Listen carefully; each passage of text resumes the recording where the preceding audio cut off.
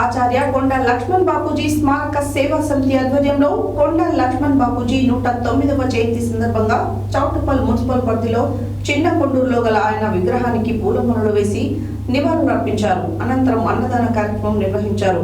ఈ కార్యక్రమానికి అధ్యక్షత వహించిన సేవా సమితి అధ్యక్షుడు మరియు మునుగోడు టీడీపీ ఇన్ఛార్జ్ బడుగు లక్ష్మయ్య మాట్లాడారు.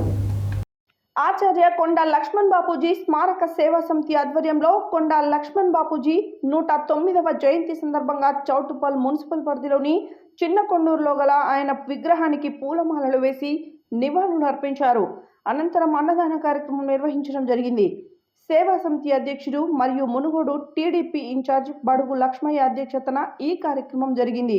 ఈ సందర్భంగా ఆయన మాట్లాడుతూ కొండ లక్ష్మణ్ బాపూజీ సేవలను కొనియాడుతూ స్వరాష్ట్రం కోసం పరితపించిన తెలంగాణవాది, నిబంధత కలిగిన రాజకీయవేత్త, స్వతంత్ర సమరయోధుడు, మన ప్రాంతం నుండి 3 సార్లు ఎమ్మెల్యేగా, మంత్రిగా, అసెంబ్లీ స్పీకర్గా పనిచేసిన ప్రజల మనిషిగా, బడుగు బలహీన వర్గాల ఆశాజ్యోతిగా వెలిసిన బాపూజీ సేవలు చిరస్మరణీయమన్నారు.